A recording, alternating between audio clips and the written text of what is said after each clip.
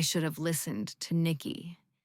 That's what I keep thinking, even now, years later, when I wake up screaming into my sweat-soaked sheets. My name is Alexa Carter, and this is the true account of what happened to us in those mountains. The story I've never been able to tell anyone until now. It started as an adventure, just two best friends on a backpacking trip through the remote jungles of the Pacific Northwest. Nikki had always been the cautious one, the believer in spirits and omens, while I was the skeptic, the one who laughed at ghost stories. But by the end of that week, neither of us were laughing anymore. We'd been hiking for 2 days when we found the perfect campsite, a small clearing near a crystal clear stream, surrounded by towering pines that blocked out most of the sunlight. The moment we stepped into that clearing, the temperature dropped at least 10 degrees. Nikki shivered and wrapped her arms around herself. "I don't like this place," she murmured, her eyes darting between the trees. I rolled my eyes and started unpacking our gear. "Come on, it's perfect. Flat ground, water source, plenty of firewood." But even as I said it, I noticed something strange. The complete absence of animal sounds. No birds chirping, no squirrels chattering, just an eerie silence that pressed against my eardrums. That first afternoon, while gathering firewood, I found the first disturbing thing. A circle of stones, arranged around what looked like a shallow grave. The earth disturbed in a perfect rectangle about the size of a human body. The stones were covered in strange symbols, carved so deeply they must have taken someone hours to complete. When I called Nikki over, her face went pale. "We need to leave," she said immediately, her voice trembling. "This is a bad place." I laughed it off. "It's probably just some old hunter's camp." But that night, as we sat by the fire, we both heard it. A whispering sound coming from the trees, like dozens of voices speaking just below the range of normal hearing. The firelight cast strange shadows that seemed to move independently, stretching and twisting in ways that defied physics. The first real terror came around midnight.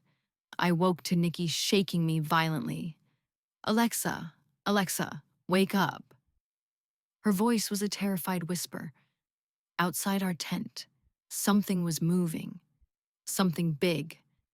We could hear its heavy footsteps circling our campsite, the sound of branches snapping under its weight.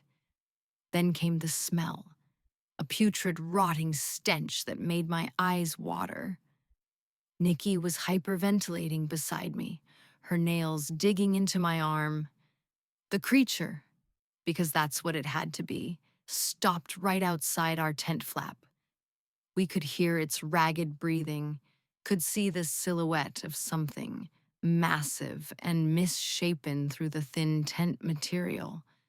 Then it spoke, not in words exactly, but in a guttural, clicking language that made my bones vibrate. I clamped a hand over Nikki's mouth to keep her from screaming. After what felt like hours, the thing finally moved away, its footsteps fading into the jungle. Dawn brought no relief. If anything, the daylight made things worse because now we could see the changes to our campsite.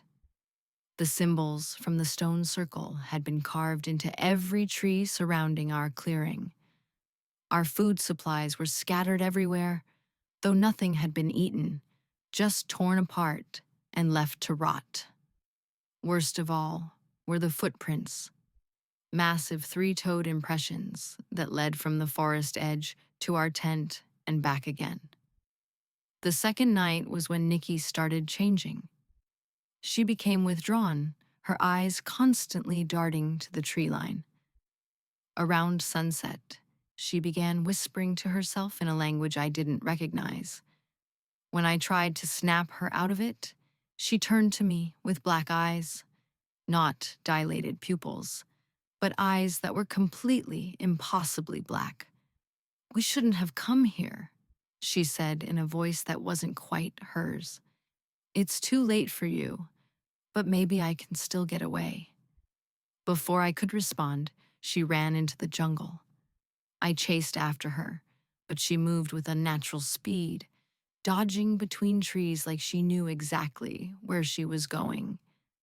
I found her an hour later, standing in a moonlit clearing I hadn't seen before. She was facing away from me, her arms raised like she was praying. Surrounding her were dozens of those same three-toed footprints, all leading to a massive dark opening in the earth, a cave or a pit, I couldn't tell which. As I watched in horror, shadowy figures emerged from the opening. They weren't human, but they weren't animals either. Something in between, with elongated limbs and faces that seemed to shift and change even as I looked at them. They surrounded Nikki, touching her with their two long fingers. That's when she turned and looked right at me, her face stretched into a grin that was far too wide.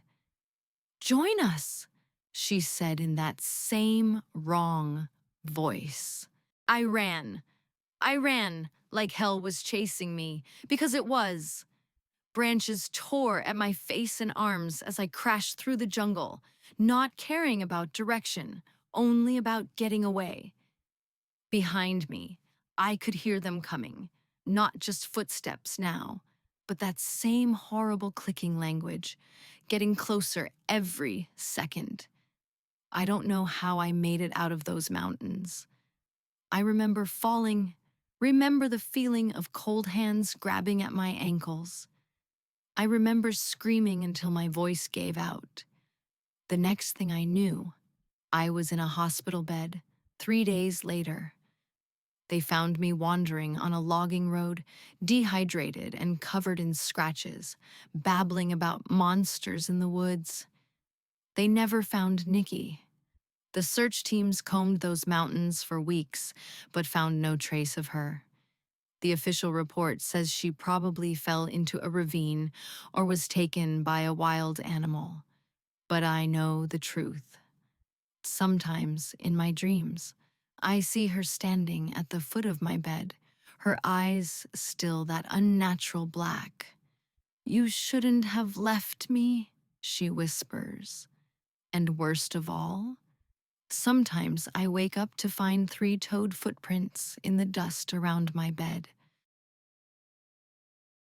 I never thought I'd be sitting here telling this story to anyone, but my therapist says it might help me process what happened.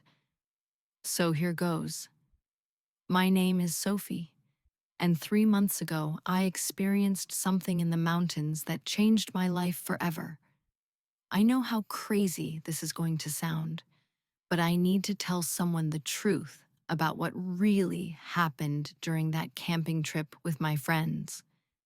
It all started when my college friends, Emma, Tyler, and Marcus, convinced me to join their weekend camping adventure through Rocky Peak Wilderness Tours. I'm definitely more of a city person, but they'd been planning this trip for months, and I didn't want to be the only one who missed out. Our guide was this experienced outdoorsman named Dave who seemed to know everything about the area. He gathered our group of 10 people at the ranger station and gave us the usual safety briefing. "Welcome to Pine Valley Wilderness," he announced cheerfully. "We'll be hiking about 6 miles to reach our campsite near Bear Lake, where you'll experience some of the most pristine wilderness in the country." Everyone else looked excited, but as I stared at the massive wall of dark trees ahead of us, something deep in my gut told me this was a mistake. The hike through the forest should have been beautiful: towering pines, crystal streams, mountain vistas. But from the very beginning, something felt wrong to me. While my friends chatted and took photos, I kept noticing things that didn't make sense. The shadows between the trees moved independently of the wind, and I could swear I heard faint music drifting through the air, like someone playing a music box somewhere far away. When I mentioned it to Emma, she just laughed and said it was probably the wind. Dave overheard and explained that unfamiliar environments can play tricks on your senses. But I knew what I was seeing and hearing, and it wasn't my imagination. By the time we reached our campsite that evening, I was already on edge, in a way I couldn't explain to my friends. Setting up camp should have been fun. We had this beautiful clearing next to a lake, surrounded by mountains that looked like something from a postcard. Everyone worked together to pitch tents and organize our supplies, while Dave told stories about the area's wildlife. But as darkness fell, I realized that we hadn't seen or heard a single animal all day. No birds singing, no squirrels chattering, nothing. The silence was so complete it felt oppressive, like the forest itself was holding its breath. "It's so quiet out here," Tyler commented as we sat around the campfire for dinner. "I love getting away from all that city noise." Everyone else seemed to find the silence peaceful, but to me it felt menacing, like something was wrong with this place on a fundamental level. That's when the real horror began. While my friends laughed and shared stories around the fire, I started seeing things that made my blood run cold. Tall, thin figures moved in the darkness just beyond our circle of light. Not quite solid, more like shadows given form. They seemed to be watching our group, but their attention was focused specifically on me. I could feel their eyes boring into me with an intensity that made my skin crawl. When I tried to point them out to Marcus, he looked where I was pointing and saw nothing but trees. "Maybe it's just the shadows from our fire," he suggested kindly. Dave noticed my distress and offered a rational explanation about altitude and stress, but I knew this wasn't some trick of tired eyes or thin air. Those things were real, and they wanted something from me. The supernatural activity got worse after everyone went to their tents for the night. I lay in my sleeping bag, listening to Emma's peaceful breathing, while increasingly disturbing sounds surrounded our campsite. At first, it was just whispers, voices speaking in a language I didn't recognize, but somehow I understood they were calling my name. The whispers grew louder and more insistent, joined by that strange music I'd heard earlier, now much clearer and more haunting.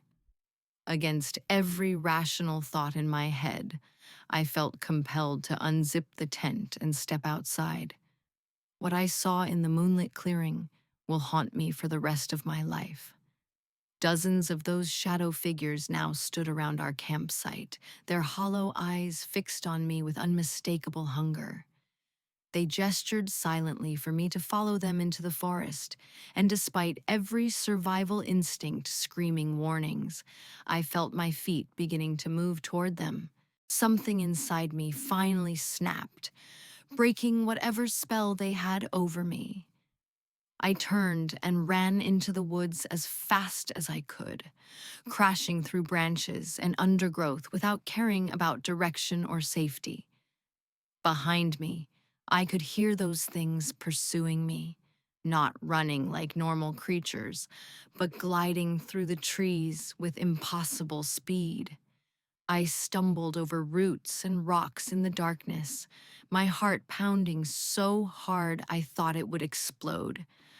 Branches tore at my face and clothes as I fled deeper into the wilderness, driven by pure terror and the knowledge that being caught meant something worse than death. I ran until my legs gave out completely, collapsing behind a fallen tree where I huddled in absolute panic, waiting for dawn and praying those things wouldn't find me. My friends found me the next morning about 3 miles from our campsite, curled up in a small ravine and shaking uncontrollably. Tyler spotted my jacket first and called out to the others. Sophie, thank God we've been looking for you all night. Emma rushed to wrap me in a blanket while Marcus checked if I was hurt. Dave looked completely baffled. He said in 15 years of guiding trips, nothing like this had ever happened. I was barely coherent, mumbling about shadow people and voices, so they assumed I'd been sleepwalking. Dave called for an emergency helicopter evacuation, and within hours, I was in a hospital being examined by doctors who concluded I'd suffered a severe panic attack brought on by wilderness stress. My friends were incredibly supportive, but I could see in their eyes that they thought I'd had some kind of mental breakdown. For days after we got back, I couldn't bring myself to talk about what had really happened. The doctors prescribed medication for anxiety and recommended therapy, which helped with the immediate trauma, but didn't address the core issue. I had encountered something supernatural in those mountains, something that defied rational explanation. My friends visited constantly, bringing food and trying to cheer me up, but I remained withdrawn and scared. Finally, Emma sat me down and said, Sophie, we're here for you no matter what. If you want to tell us what really happened that night, we'll listen. That's when I decided to tell them the complete truth about the shadow figures, the otherworldly whispers, and the supernatural compulsion that had nearly cost me my life. When I finished my story, my friends' reactions were exactly what I'd expected. Emma said gently that trauma could cause incredibly vivid hallucinations that felt completely real. Tyler suggested that exhaustion and stress had created a perfect storm for my brain to manufacture these experiences. Marcus was more direct, saying I needed professional help to work through whatever psychological crisis I'd suffered.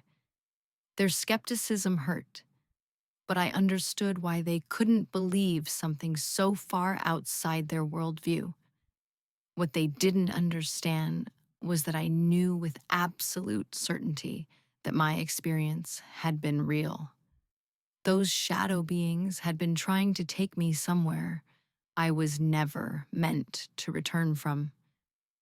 In the weeks that followed, I threw myself into researching Pine Valley Wilderness, spending hours online looking for any information about supernatural encounters in the area.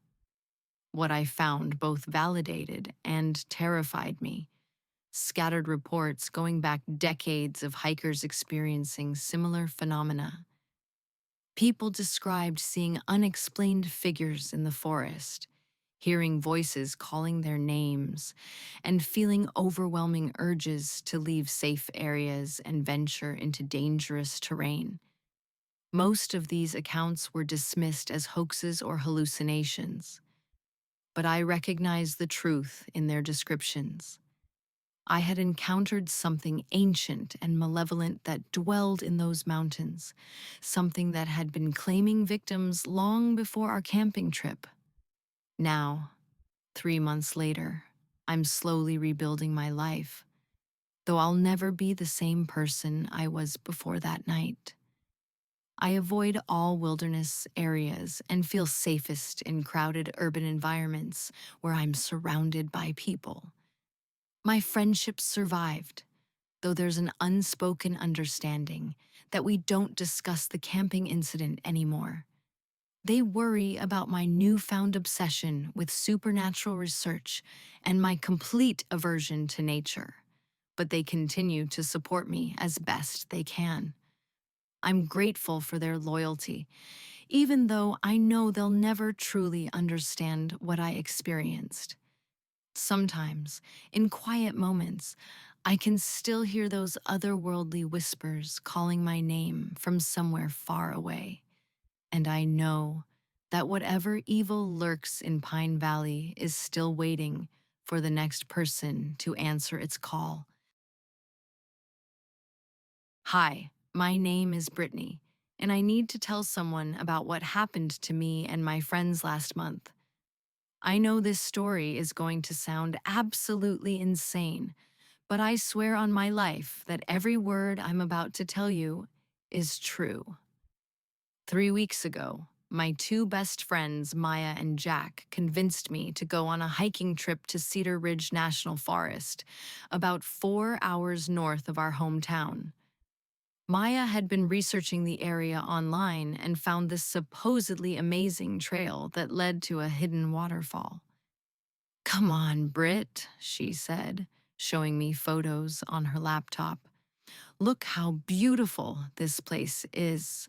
We need an adventure before senior year starts.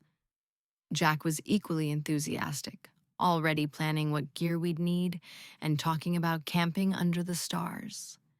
I wasn't thrilled about spending a weekend in the wilderness, but Maya and Jack were my closest friends since childhood, and I didn't want to be the one who ruined their adventure. We spent 2 weeks preparing for the trip, buying camping equipment and studying trail maps until we felt confident about our plan. Maya handled most of the research, finding detailed information about the hiking routes and camping regulations. Jack took care of the practical stuff: tents, sleeping bags, cooking supplies, and emergency equipment. My job was to organize our food and water supplies, making sure we had enough for 3 days in the wilderness. The night before we left, we had a sleepover at Maya's house, packing our backpacks and going over our itinerary one final time. This is going to be epic, Jack said with genuine excitement. Just the three of us. No parents, no responsibilities, just pure freedom in nature. Maya nodded enthusiastically, but I noticed she seemed a little nervous too. What if we get lost? She asked quietly. What if something goes wrong? Jack laughed off her concerns, but I shared her unease about venturing so far from civilization. The drive to Cedar Ridge took us through increasingly remote countryside until we finally reached the Forest Service road that led to our chosen trailhead. The parking area was completely empty, which should have been our first warning sign, but we were too excited to think about what that might mean. Jack grabbed his backpack and headed toward the trail marker with obvious enthusiasm. Finally, I've been looking forward to this for weeks. Maya and I followed, though I couldn't shake the feeling that something was off about this place. The forest was incredibly dense, with massive old-growth trees that blocked out most of the sunlight, even though it was only mid-morning. As we started hiking, I noticed how quiet everything was.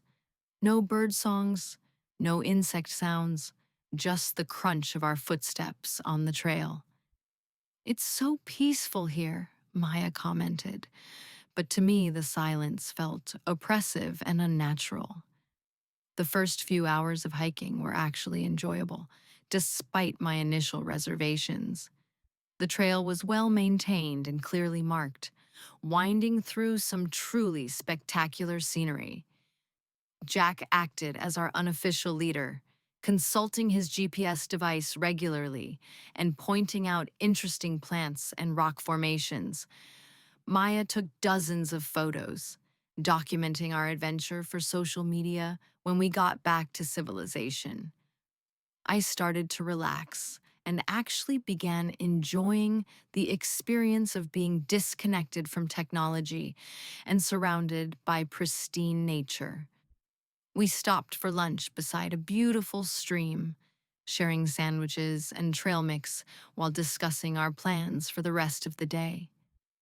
According to the map, we should reach the waterfall campsite by late afternoon, Jack announced confidently. Then we'll have all evening to explore the area and set up our tents. But as we continued deeper into the forest that afternoon, I began noticing things that made my skin crawl. The first sign that something was seriously wrong came when we reached what should have been our destination. The waterfall camping area marked clearly on our map. Instead of the scenic clearing beside a cascading waterfall that Maya had found in her online research, we discovered nothing but dense forest and rocky terrain. Jack checked his GPS device multiple times, convinced we had taken a wrong turn somewhere, but the coordinates matched perfectly. "This doesn't make sense," he muttered, studying the map with growing confusion.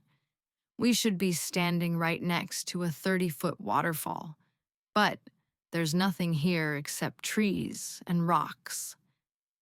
Maya pulled out her phone to check the photos she'd saved, but of course, there was no cell service this deep in the wilderness. "Maybe the waterfall dried up," she suggested hopefully, though we could all hear running water somewhere in the distance. "Let's keep looking around. It has to be here somewhere." But as we searched the area, I began seeing movement in my peripheral vision. Quick, darting shapes that vanished whenever I turned my head directly toward them. As evening approached and we still hadn't found the waterfall or a suitable camping spot, the atmosphere in our group shifted from confusion to genuine concern. Jack's confidence was clearly shaken as he admitted that nothing about the terrain matched what we'd expected based on our research. "I don't understand what's happening," he said, his voice tight with frustration. "The GPS says we're in the right place, but it's like the landscape doesn't match any of the information we found online." Maya suggested we backtrack to find an open area where we could set up camp. But when we tried to return the way we'd come, the trail seemed to have disappeared entirely. Where there had been a clear, well-marked path just hours earlier, now there was only thick underbrush and fallen trees blocking our way. "Guys, this is really starting to freak me out," Maya said, her voice shaking. "How can a hiking trail just vanish like that?" I wanted to comfort her, but I was too scared to speak because the moving shapes in my peripheral vision were getting more frequent and more distinct. By the time darkness began falling, we were completely lost and increasingly desperate to find shelter for the night. Jack tried to maintain his leadership role, but I could see the panic building behind his eyes as he realized how serious our situation had become. We eventually found a small clearing where we could set up our tents, though none of us felt safe about spending the night in such an isolated location. As we worked to establish our campsite, I kept seeing those mysterious figures moving just beyond the range of our flashlights. Tall, shadowy forms that seemed to watch our every move with predatory interest. When I finally worked up the courage to mention them to Maya and Jack, they both looked where I was pointing and saw nothing. "Brittany, you're probably just tired and stressed," Maya said gently. "Strange shadows can look like almost anything when you're scared." Jack nodded in agreement, but I noticed he kept glancing nervously toward the tree line, as if he sensed something threatening lurking just out of sight. That night was the longest and most terrifying experience of my entire life. We built a campfire and tried to stay positive, telling stories and sharing snacks while pretending everything was normal. But as the hours passed, the supernatural activity around our campsite intensified dramatically.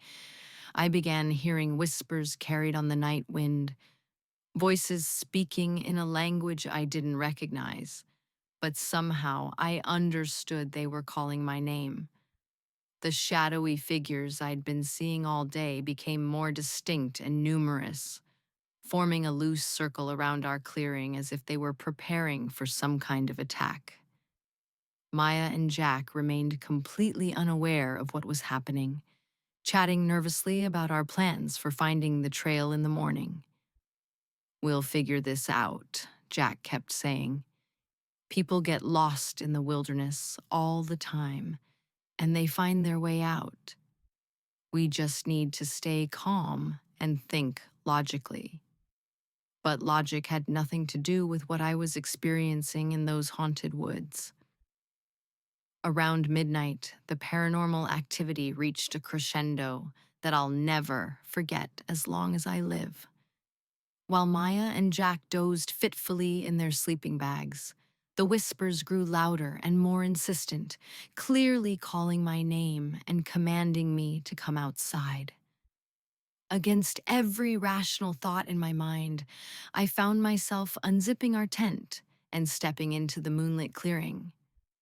What I saw there defied every law of physics and reality I'd ever learned. Dozens of ghostly figures with hollow eyes and reaching hands, all focused intently on me, with obvious malevolent intent. They gestured silently for me to follow them into the deepest part of the forest.